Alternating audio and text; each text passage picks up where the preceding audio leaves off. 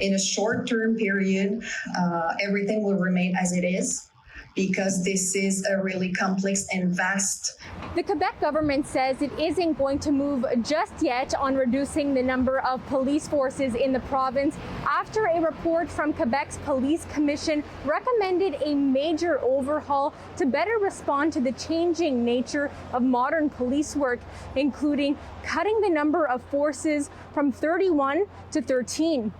There are two options that are being tabled by the committee, whether you go from 31 to 13, but keeping the same numbers of municipal police officers, or you integrate more people to the Sûreté du Québec. And the committee itself recommends to reflect on both options to see what would come out of those options, how much would it cost, and to find a better way to reorganize police services with the municipalities. Quebec's policing committee found that police forces are poorly adapted to handling cases involving mental illness, domestic violence, or cybercrime. Its 490-page report offers 138 recommendations for reform, like merging police forces, since smaller organizations don't always have the specialized skills to conduct complex investigations.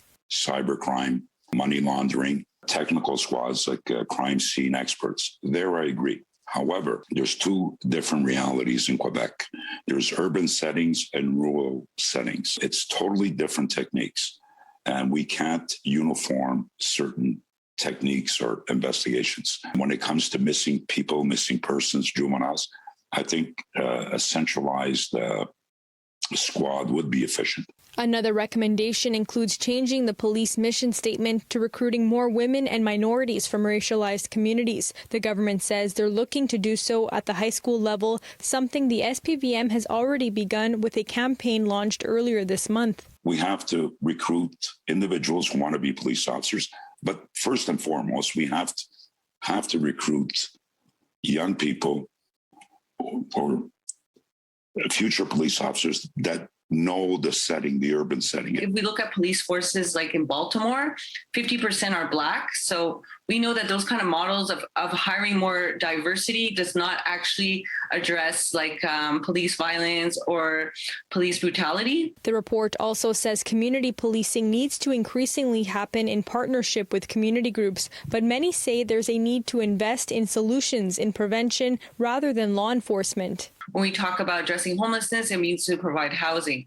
When we talk about responding to mental health crisis, it's actually sending people who have training in mental health to be the first responders. Some believe the recommendations will be overlooked. Meanwhile, the government says some have already been in the works, like evaluating the use of body cams. A pilot project launched with the province's provincial police in April. But any major changes, like cutting forces, would need time and consultations. We want to do this reform and those changes with the police officers, because we do that for the people that we serve, but we also do it for police officers. In Montreal, Alyssia Rubertucci, City News.